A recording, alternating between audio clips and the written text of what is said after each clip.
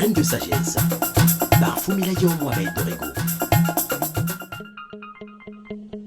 C'était un vendredi soir de mémoire.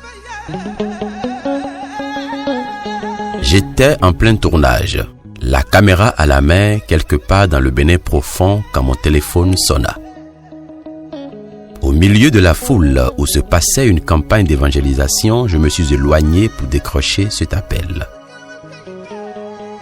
C'était une voisine à l'appareil. Malgré le bruit assourdissant, j'entendis distinctement sa voix. « Aidez-moi s'il vous plaît, ça ne va pas. Mon fils ne va pas du tout bien. Je suis très inquiet. Il faut que je l'amène à l'hôpital de toute urgence. J'ai juste besoin de 5 000 francs. »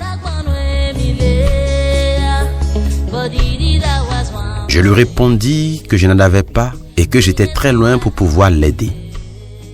Je puis noter le désespoir dans sa voix, comme si tout s'arrêtait là, comme si elle venait de jouer sa dernière carte.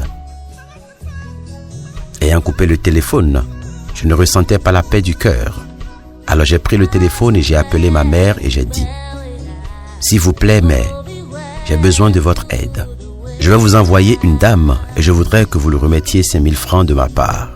À mon retour, je vous le rendrai. Pardon, maman, c'est une question de vie ou de mort. » Fort heureusement, elle accepta. Je rappelai donc la dame en lui disant de faire un détour chez ma mère qui n'était pas du tout loin de sa maison pour pouvoir amener son fils à l'hôpital. Quelle ne fut pas sa joie. Elle est donc passée chercher l'argent. Sauf que, sur la voie, avant même d'arriver au bord de la voie pour prendre un taxi, le petit garçon d'à peine 3 ou 4 ans avait rendu l'âme.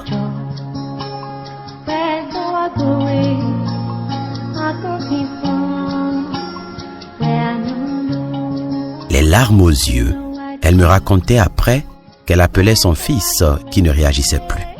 Elle le toucha et il était tout glacé. Alors elle paniqua. Elle le prit dans ses bras, le remua, mais rien ne semble se passer. Elle courut, entra à l'église qui était juste à côté, se mit à pleurer et à implorer le Seigneur. Elle a déposé son enfant par terre, disant sans cesse « Seigneur, tu fais des miracles, alors réveille mon fils. » Criant, sanglotant, jusqu'à ce que les responsables viennent lui dire que c'était trop tard. Dieu est resté silencieux et elle devrait amener son petit dans sa dernière demeure. Benimix.com.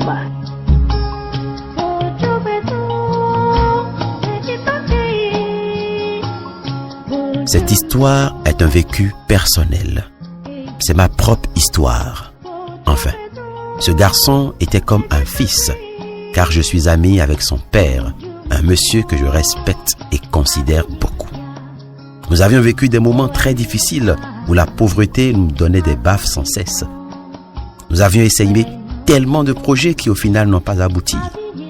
Même l'agriculture où nous étions sûrs de pouvoir gagner, les bœufs des peuls sont venus ravager tout l'hectare. On aurait dit que tout nous en voulait, que tout était contre nous. C'est après ça qu'il a décidé d'aller en aventure pour de nouveaux horizons, laissant derrière lui la famille. Quand ce petit était mort, tous disaient que c'était la sorcellerie.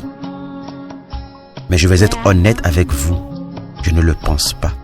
Nous aimons très vite attribuer tout malheur à la sorcellerie. Tout porte à croire que les sorciers n'attaquent que les pauvres. Je me demande s'ils ne sont pas ambitieux.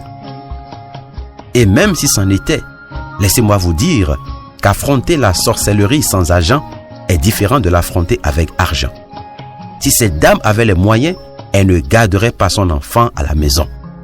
Elle se serait débrouillée pour l'amener tôt à l'hôpital ou même voir des guérisseurs traditionnels pour faire des rituels conséquents. Mais je savais que le quotidien était déjà difficile à l'époque, et d'ailleurs pour nous tous. Je parle de la vraie difficulté. Savez-vous ce que ça fait de pouvoir prendre une bouillie toute la journée, voire la semaine et sans sucre?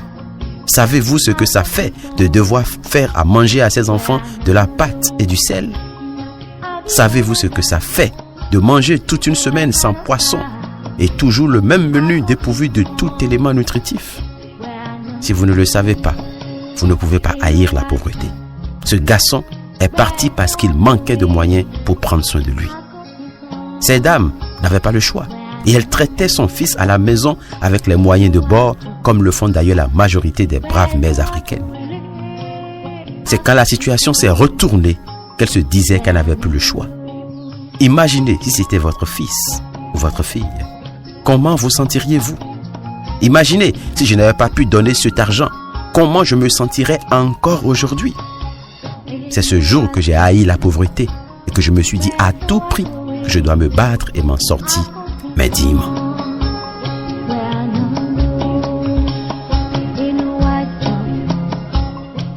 Je ne connais pas votre histoire, mais si celle que je viens de vous raconter ne vous fait pas prendre conscience que l'argent est indispensable et nécessaire, alors je crois que vous ne serez jamais riche.